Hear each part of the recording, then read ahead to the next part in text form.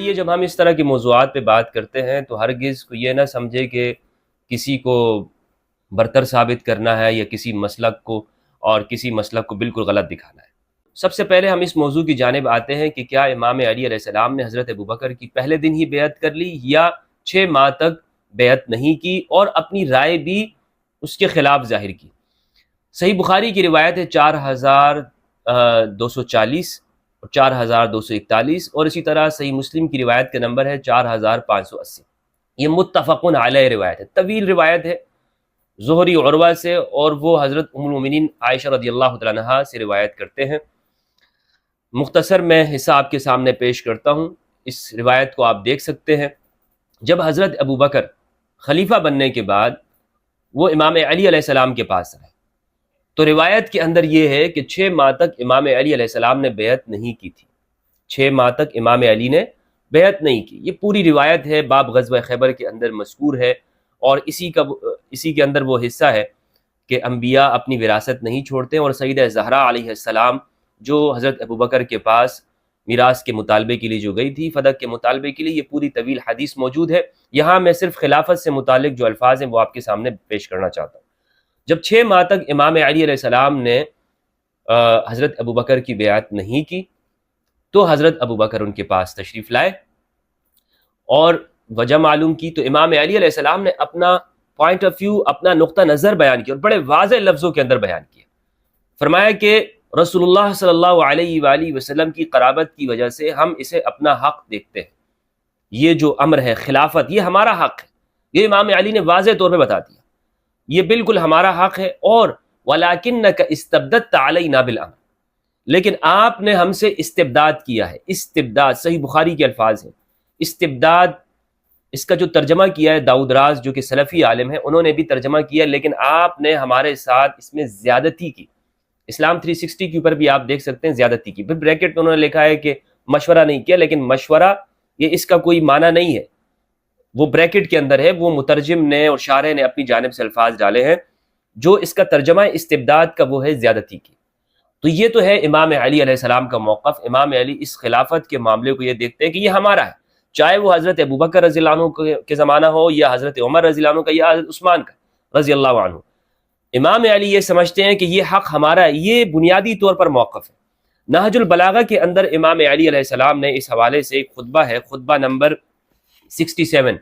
امام علی علیہ السلام نبی صلی اللہ علیہ وآلہ وسلم کی تجہیز، تکفین اور تدفین کے اندر مصروف تھے، اور پیچھے وہ سقیفہ بنی ساعدہ ہو گیا، اور اس کے اندر بھی اجماع نہیں ہوا ہے حضرت ابوبکر کی خلافت کے اوپر، بلکہ انصار کا ایک بڑا قبیلہ سعد بن عبادہ جو کہ خزرج کے ہیں، انہوں نے اختلاف کیا اور آخر دم تک کوئی بیعت نہیں کی۔ بعض نے روایات نقل کی کہ بیعت کر لی، لیکن نہیں، حضرت عمر کے زمانے میں پھر شام میں ان کا قتل ہو گیا، اور پھر کہا جاتا ہے کہ نامعلوم افراد کی جانب سے وہ قتل ہوا تھا۔ اور اس طرح کے اشعار پیش کیے گئے ہیں تاریخ کی کتابوں میں ہے، البدایہ والنہایہ ابن کثیر کی، وہ کہتے ہیں کہ جنہوں نے قتل کیا، اور کچھ جنہوں نے جب انہیں قتل کیا تو اشعار بھی پڑھے جنہوں نے، اور لوگوں نے آواز سنی، ایک کنویں سے آواز آئی، قتلنا سید الخزرج سعد بن عبادہ رمیناہ بسہم فلم یخط فؤادہ، ہم نے خزرج کے سردار کو قتل کر دیا اور ہم نے ایسا تیر مارا کہ جو ان کے آر پار چلا گیا۔ تو حضرت سعد بن عبادہ رضی اللہ عنہ کا قتل وہ حضرت عمر رضی اللہ عنہ کے زمانے میں ہو جاتا ہے۔ تو یہ سعد بن عبادہ وہ شخص ہیں کہ جنہوں نے حضرت ابوبکر کی بیعت نہیں کی تھی۔ بہرحال امام علی علیہ السلام کو جب یہ سقیفہ بنی ساعدہ کا حال معلوم ہوتا ہے تو نہج البلاغہ کے اندر ہے، اور یہ میرے سامنے جو نہج البلاغہ ہے مفتی محمد عبدہ رحمہ اللہ نے اس کی شرح کی ہے، امام علی علیہ السلام کا کلام ہے، خطبہ نمبر 67۔ کہتے ہیں کہ جب سقیفہ کی خبریں امام علی کو معلوم ہوئی رسول اللہ صلی اللہ علیہ وآلہ وسلم کے بعد، تو امام علی نے پوچھا کہ انصار نے وہاں کیا کہا تھا؟ تو لوگوں نے کہا کہ انصار نے کہا تھا کہ منا امیر ومنکم امیر، ہم میں سے بھی ایک امیر ہوگا انصار میں سے، اور قریش سے بھی ایک امیر ہوگا۔ تو امام علی نے انصار کی حجت کے اوپر، انصار کی دلیل کو رد کرتے ہوئے یہ جملہ ارشاد فرمایا، فَهَلْ احْتَجَجْتُمْ عَلَيْهِمْ بِأَنَّ رَسُولَ اللَّهِ صلی اللہ علیہ وآلہ وسلم وصى بِأَنْ يُحْسَنَ إِلَى مُحْسِنِهِمْ وَيُتَجَاوَزَ عَنْ مُسِيئِهِمْ، تم نے انصار سے یہ بات کیوں نہیں کی کہ نبی صلی اللہ علیہ وآلہ وسلم نے انصار کے بارے میں یہ وصیت کی ہے کہ ان کے اچھے کے ساتھ اچھائی کرو اور ان کے برے کے ساتھ ان کی برائی سے درگزر کرو۔ قالوا وما في هذا من الحجة علیہم، تو لوگوں نے پوچھا اس میں انصار کے اس خلیفہ نہ ہونے پر کیا دلیل ہے؟ یعنی آپ کے اس جملے سے کس طرح ہم دلیل لیں کہ نبی صلی اللہ علیہ وآلہ وسلم نے فرمایا کہ وہ خلیفہ نہیں بن سکتے؟ تو آپ کے اس جملے سے دلیل کیا ہے؟ تو امام علی نے فرمایا لو کانت الامامۃ فیہم لم تکن الوصیۃ بہم، اگر امامت ان کے اندر ہوتی تو ان کے لیے اس جو بھلائی کی وصیت ہے یہ ان کے بارے میں نہ ہوتی. یعنی پیغمبر نے ان کے بارے میں یہ وصیت ارشاد فرما دی رسول اللہ صلی اللہ علیہ وآلہ وسلم نے کہ تم ان کے اچھوں کے ساتھ اچھائی کرو اور ان کے جو برے ہیں ان سے تجاوز کر دو، ان میں سے جو برا ہوگا اس سے تم درگزر کر دو. تو یہ ان کے بارے میں آپ صلی اللہ علیہ وآلہ وسلم نے تاکید فرمائی تھی. تو اس کے علاوہ کوئی اور حکم خلافت کا ان کے بارے میں رسول اللہ نے نہیں فرمایا. پھر امام علی علیہ السلام نے فرمایا فماذا قالت قریش، پوچھا کہ قریش نے کیا کہا تھا، ان کا کیا استدلال تھا؟ تو لوگوں نے کہا، قریش نے یہ کہا احتجت بانها شجرۃ الرسول صلی اللہ علیہ وآلہ وسلم، قریش نے اس موقع پر کہا کہ ہم قریش میں سے ہیں، یعنی مہاجرین نے اس موقع پہ کہا ثقیفہ میں کہ ہم رسول اللہ صلی اللہ علیہ وآلہ وسلم کے شجرہ نسب میں شامل ہیں، ہم آپ صلی اللہ علیہ وآلہ وسلم کے نسب میں ہیں، ہمارا شجرہ ایک ہے. قریش نے یہ استدلال کیا تھا.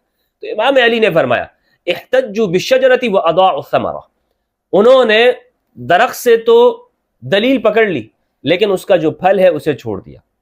پھل کون ہے؟ بنی ہاشم ہے. یعنی آپ خود دیکھیں کہ قریش ایک بڑا قبیلہ ہے، اس میں پھر مختلف خاندان ہیں، یعنی ایک شخص ہے قبیلے کے اندر شریک، لیکن ایک شخص رسول اللہ کے خاندان میں اور پھر گھر کے اندر شریک ہے. وہ کون ہے؟ وہ ہم آل محمد ہیں. اس کی شرح کے اندر مفتی محمد عبدہ رحمہ اللہ نے فرمایا یرید من الثمرات آل بیت رسول اللہ صلی اللہ علیہ وآلہ وسلم، یعنی ثمرہ سے مراد اہل البیت علیہ السلام ہے. تو امام علی کا جو کلام ہے اس سے معلوم یہ ہوتا ہے کہ امام علی اس خلافت کے بارے میں کیا نظریہ رکھتے ہیں. لیکن بخاری کی اس روایت میں 4240 کے اندر یہ بات موجود ہے کہ امام علی 6 ماہ تک جب بیعت نہیں کی تو لوگ وہ امام علی سے کٹے ہوئے رہتے تھے. آپ فتح الباری کو اس جگہ پہ مطالعہ کریں تو آپ کو ابن حجر اسقلانی نے وجہ بھی بتائی ہے کہ جب تک امام علی نے حضرت ابو بکر کی بیعت نہیں کی تھی تو مسلمان کی جو اجتماعیت ہے وہ امام علی سے دور رہتے تھے، اور جب امام علی نے بیعت کر لی یا موافقت کر لی تو پھر وہ امام علی کے قریب ہو گئے اور وہ اس بات سے خوش ہو گئے. تو اس زمانے کے حالات آپ کو معلوم یہ ہوں گے کہ اس زمانے میں یعنی ایسا دور امام علی پہ گزرا ہے کہ امام علی جب اپنے گھر کے اندر ہیں اور وہ بیعت نہیں کر رہے ہیں اور حکومت کے ساتھ موافقت کا اظہار نہیں کر رہے ہیں، لوگ کٹ گئے، مسلمانوں نے چھوڑ دیا. مسلمانوں کی اجتماع، یعنی آپ یہ بخاری کے الفاظ ہیں اس جگہ کے اوپر اگر آپ دیکھیں گے تو مسلمانوں کی جو اجتماعیت ہے انہوں نے چہرے پھیر دیے. اور پھر اسی کے اندر الفاظ ہے کہ امام علی نے جب یہ لوگوں کا رویہ دیکھا تو پھر مصالحت کی کوشش کی اور آپ اس جانب آئے. بخاری کی اس روایت سے واضح طور پر جو چیز معلوم یہ ہوتی ہے وہ پہلی بات تو یہ ہے کہ امام علی فرماتے ہیں کہ یہ حق ہمارا ہے، یہ اور کسی کا حق نہیں ہے. اور نہج البلاغہ کے کلام سے معلوم ہوا نہ انصار کا حق ہے نہ قریش کا ہے، یہ ثمرہ رسول یعنی نبی صلی اللہ علیہ وآلہ وسلم کے جو اہل البیت ہے انہی کا یہ حق ہے. یہ ہمیں امام علی کے کلام سے معلوم ہوا. اب اس عرصے میں امام علی کرتے کیا رہے؟ یہ جس عرصے میں امام علی نے بیعت نہیں کی یا گھر کے اندر رہے 6 ماہ، اس عرصے میں، اور یہ بھی میں یہاں پر یاد دلاؤں کہ بخاری کی اس روایت میں یا کوئی ایک روایت بھی موجود نہیں ہے کہ امام علی نے بیعت کر لی. یہ پھر شارحین نے کہا ہے کہ امام علی نے بیعت کی ہے، جہاں تک میری تحقیق ہے واللہ اعلم بالصواب. امام علی اس عرصے میں قرآن مجید کو جمع کرتے رہے. قرآن مجید کے جامع ہیں. الاتقان کے اندر سیوطی رحمہ اللہ نے اور ابن ابی داؤد نے کتاب المصاحف کے اندر اور ابو نعیم الاصبہانی نے حلیۃ الاولیاء میں یہ روایت ذکر کی ہے. ابن سیرین اکرمہ سے اور سعید بن المسیب یہ روایت کرتے ہیں کہ امام علی علیہ السلام جامع القرآن ہے، یعنی اس عرصے میں امام علی قرآن کو جمع کرتے رہے. اور مجھے لگتا یہ کہ یہ قرآن کے جامع وہ امام علی ہیں، کیونکہ امام علی کے برابر قرآن کے نزول کے مشاہدے میں اور کوئی نہیں ہے. یعنی شروع دن سے امام علی آپ صلی اللہ علیہ وآلہ وسلم کے ساتھ ہے. مجھے آپ بتا دیئے کوئی اور شخص کہ جو امام علی جیسی ملازمت اسے حاصل ہو نبی کے ساتھ، کہ وہ آپ چمٹے ہوئے ہیں رسول اللہ کے ساتھ، کوئی اور آپ کو نظر نہیں آئے گا. بلکہ بعض افراد وہ تجارت کرتے تھے. بعض افراد وہ اپنے دیگر یعنی مدینہ کے اندر جو گھر ملا ہوا تھا وہ امام علی کا تھا. اور زندگی بھر آپ دیکھ لیں امام علی آپ کو ہر جگہ پہ نظر آئے گا. تو جامع قرآن وہ امام علی علیہ السلام ہے. یہ میری اس حوالے سے تحقیق ہے. بعض افراد نے کہا ہے کہ کسی اور زمانے میں ہوا، کسی اور زمانے میں ہوا. اس کے بارے میں ہم یہ کہہ سکتے ہیں کہ حکومتی سرپرستی کے اندر جو جمع قرآن کیا گیا وہ حضرت ابوبکر کے زمانے میں ہوا ہے یا حضرت عمر کے زمانے میں ہوا. لیکن جو انفرادی کوشش جو کی ہے اور جو ذمہ داری لگائی گئی تھی نبی صلی اللہ علیہ وآلہ وسلم کی جانب سے، وہ امام علی ہے. تو امام علی نے جو قرآن جمع کیا، اس لیے جامع القرآن حقیقی معنوں کے اندر وہ امام علی علیہ السلام ہے. اور اس پہ یعنی کوئی شدت اختیار کرنے کی ضرورت نہیں ہے. کوئی اور شخص کوئی اور موقف بھی رکھ سکتا ہے اور کسی کا موقف مجھ سے جدا بھی ہو سکتا ہے. کوئی شدت اختیار کرنے کی ضرورت نہیں ہے. اب یہاں پر اس سوال کی جانب آتے ہیں کہ یہ جو کچھ لوگ کہتے ہیں کہ خلفائے ثلاثہ کے زمانے میں امام علی علیہ السلام ان کے مشیر ہیں، یہ بات کہاں تک درست ہے؟ دیکھیں، یہ میرے سامنے کتاب ہے خلفائے راشدین کے نام سے، شاہ معین الدین ندوی رحمہ اللہ نے لکھی ہے، دارالمصنفین اعظم گڑھ.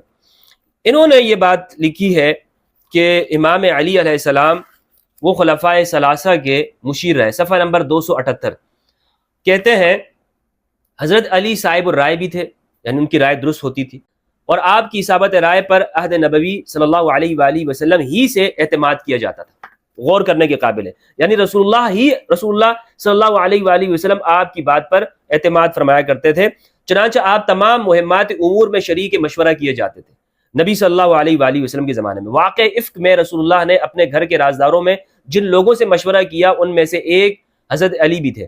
غزوہ طائف میں آپ نے ان سے اتنی دیر سرگوشی فرمائی کہ لوگوں کو اس پر رشک ہونے لگا. لوگ پوچھنے لگ گئے کہ اتنی دیر تک اپنے بھائی علی سے محمد رسول اللہ صلی اللہ علیہ وآلہ وسلم کیا فرما رہے ہیں؟ خلافت راشدہ کے زمانے میں وہ حضرت ابوبکر اور عمر دونوں کی مشیر تھے. چنانچہ حضرت ابوبکر مہاجرین و انصار کی جو مجلس شورا قائم کی تھی اس کے رکن حضرت علی بھی تھے. حضرت عمر فاروق نے اس مجلس کے ساتھ مہاجرین کی جو مخصوص مجلس شورا قائم کی تھی اس کے اراکین کے نام اگرچہ ہم کو معلوم نہیں ہے، لیکن حضرت علی لازمی طور پر اس کے ایک رکن رہے ہوں گے. دیکھیں انہوں نے جو یہ بات کہی ہے اس پر کوئی دلیل موجود نہیں ہے کہ مشورہ ان سے لیا جاتا تھا. ہاں بالکل مشورہ لیا جاتا تھا اور امام علی علیہ السلام مشورہ دیا کرتے تھے اور اپنی جو دینی ذمہ داری اس کو پورا کرتے تھے. بلکہ یہاں پر میں آپ کو یہ بات بتاؤں کہ کچھ لوگ جو یہ کہتے ہیں کہ امام علی علیہ السلام نے فلاں مسئلے میں حضرت ابوبکر یا عمر رضی اللہ عنہ کے زمانے میں فتویٰ دیا تو اس طرح وہ آپ مشیر ہو گئے یا قاضی ہو گئے. اعتراف حضرت عمر کا موجود ہے، اقرؤنا ابی و اقدانا علی، ہم میں سب سے بڑے قاری وہ ابی ہیں اور سب سے بڑے عالم دین قاضی وہ امام علی علیہ السلام ہے. لیکن باقاعدہ طور پر حکومت کی جانب سے کوئی عہدہ قضا دیا گیا ہو، تاریخ کی کتابوں میں ایسا نہیں ملتا. اور یہ شاہ معین الدین ندوی بھی کہہ رہے ہیں کہ حضرت عمر کے زمانے میں جو کمیٹی تھی ان کے نام ہمیں معلوم نہیں ہے. یہ کوئی ایسی بات نہیں ہے، یہ صرف ظن و تخمین کی بنیاد پہ کہا گیا ہے کہ امام علی اس زمانے میں تھے اور پھر امام علی نے چونکہ مسائل میں فتویٰ دیا. سنن ابو داؤد کی روایت ہے کہ حضرت عمر نے ایک پاگل مجنون خاتون کو سنسار کرنے کا حکم دیا. اس کے اوپر الزام تھا کہ اس نے ثابت ہوا کہ اس نے زنا کیا، شادی شدہ عورت تھی لیکن وہ پاگل تھی. حضرت عمر نے کہا اس کو رجم کر دیا جائے، سزا دے دی جائے، پتھروں سے مار دیا جائے. امام علی کا گزر ہوا وہاں پہ رستے سے، امام علی نے پوچھا کہ اس عورت کو کیوں پتھر مارے جا رہے ہیں، کیوں؟ تو کہا کہ اس لیے کہ اس نے یہ کام کیا. تو امام علی نے فرمایا کہ کس نے یہ حکم دیا؟ فرمایا کہ حضرت عمر رضی اللہ عنہ نے. حضرت عمر کے پاس آئے، کہا کہ آپ کو معلوم نہیں کہ نبی صلی اللہ علیہ وآلہ وسلم نے فرمایا کہ مجنون کے اوپر کوئی وہ مکلف نہیں ہے، بچہ مکلف نہیں ہے جب تک کہ وہ بالغ ہو جائے، سویا ہوا مکلف نہیں ہے جب تک کہ وہ نیند سے بیدار نہ ہو جائے. تو پھر حضرت عمر رضی اللہ تعالیٰ عنہ نے اس عورت کو واپس کر لیا، یعنی پھر اس عورت کو سزا سے امام علی علیہ السلام نے بچا دیا. اس طرح بہت سے واقعات کے اندر معلوم یہ ہوتا ہے کہ حضرت ابوبکر، حضرت عمر اور عثمان رضی اللہ عنہم کے زمانے میں امام علی علیہ السلام شرعی مسئلہ دیا کرتے تھے. لیکن یہ اس زمانے میں ہر مسلمان، ہر صحابی کا فریضہ تھا. قرآن مجید کے اندر ہے کنتم خیر امۃ اخرجت للناس تأمرون بالمعروف وتنہون عن المنکر، تم بہترین امت ہو، تمہیں نکالا گیا ہے لوگوں کی، اخرجت للناس لوگوں کے لیے نکالا گیا ہے، تم امر بالمعروف کرتے ہو اور نہی عن المنکر کرتے ہو. تو یہ فریضہ تھا جسے امام علی علیہ السلام ادا کیا کرتے تھے. ورنہ کوئی روایت، کوئی حدیث اس طرح سے موجود نہیں ہے جس سے ہمیں یہ معلوم ہو سکے کہ امام علی نے باقاعدہ طور پر کوئی عہدہ قبول کیا.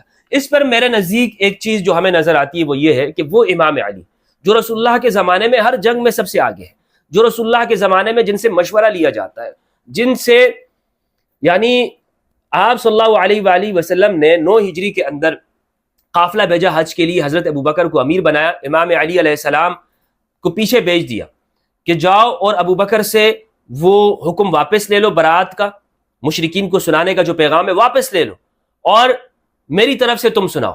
کیوں؟ اس لیے کہ جب نبی صلی اللہ علیہ وآلہ وسلم نے حضرت ابوبکر کو بھیجا تھا سورہ برات کا پیغام دے کر، تو آسمان سے جبریل امین نازل ہوئے، فرشتے آئے اور انہوں نے کہا کہ یا رسول اللہ یہ حکم یا تو آپ بیان کریں گے یا علی بیان کریں گے، یا آپ بیان کریں گے یا آپ کے اہل میں سے کوئی بیان کرے گا۔ ترمذی کے اندر یہ روایت ہے، سنن نسائی کے اندر اور خصائص امیر المؤمنین کے اندر امام نسائی نے اس کو روایت کیا۔ تو اس سے معلوم یہ ہوتا ہے کہ دین کا مسئلہ پیغمبر کی حیات طیبہ کے اندر ہی وہ امام علی کی ذمہ داری ہے۔ تب رسول اللہ صلی اللہ علیہ وآلہ وسلم نے امام علی کو بھیجا اور کہا کہ جاؤ حضرت ابوبکر سے وہ حکم واپس لے لو اور اسے تم سناؤ، کیونکہ آسمان کے فرشتے بھی اس بات کے اوپر راضی نہیں ہیں، آسمان بھی اس بات پہ راضی نہیں ہے کہ پیغمبر کے زمانے میں دین کا مسئلہ، دین کا حکم پیغمبر کی جانب سے علی کے سوا کوئی اور نقل کرے۔ اس لیے امام علی وہاں پر گئے اور وہ حکم لے لیا اور امام علی نے بیان کیا۔ تو امام علی کی ان تمام اہمیتوں کو جانتے ہوئے اگر ہم یہ بات دیکھیں کہ باقی جو ادوار ہیں یعنی خلفائے ثلاثہ کے، تو ان زمانوں کے اندر امام علی فتوحات میں نظر نہیں آتے، بلکہ ایک معارض کے طور پر بھی ہمیں وہ نظر آتے ہیں۔ اور حضرت عثمان نے بھی یہ بات کہی تھی، صحیح روایت ہے، حضرت عثمان فرماتے ہیں کہ آپ اکثر معاملات میں ہمارے سے اختلاف کرنے والے ہیں۔